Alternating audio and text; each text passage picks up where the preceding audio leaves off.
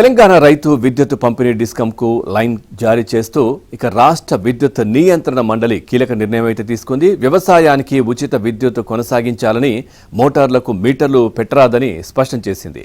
ఈ మేరకు ERC chairman justice Devaraj Nagarjun ఉత్తర్వులు జారీ చేశారు.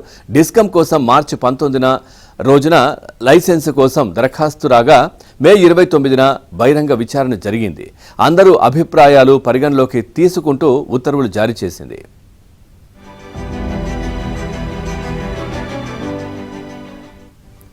విద్యుత్ చట్టం 2003లోని సెక్షన్ 14తో పాటు సెక్షన్ 131 ప్రకారం లైసెన్స్ జారీ చేసింది. దీని ప్రకారం తెలంగాణ వ్యాప్తంగా వ్యవసాయ విద్యుత్ వినియోగదారులు, ఎత్తిపోతల పథకాలు, మిషన్ భగీరథ, వాటర్ బోర్డ్, ప్రత్యేక ట్రాన్స్ఫార్మర్ల కింద విద్యుత్ పొందుతున్న మున్సిపల్ తాగునీటి కనెక్షన్లు దీని పరిధిలోకి రానున్నాయి. ఈ ఉత్తర్వులు జారీ చేసిన 4 నెలల తర్వాత రైతు డిస్కం కార్యకలాపాలు అమల్లోకి రానున్నాయి. ఇక రైతు డిస్కం సేవలు అందించే కనెక్షన్లు వదిలేస్తూ సవరణ లైసెన్స్ కోసం దక్షిణ డిస్కం, ఉత్తర డిస్కం దాఖలు చేసిన పిటిషన్లు ఈఆర్సీ ఆమోదించింది.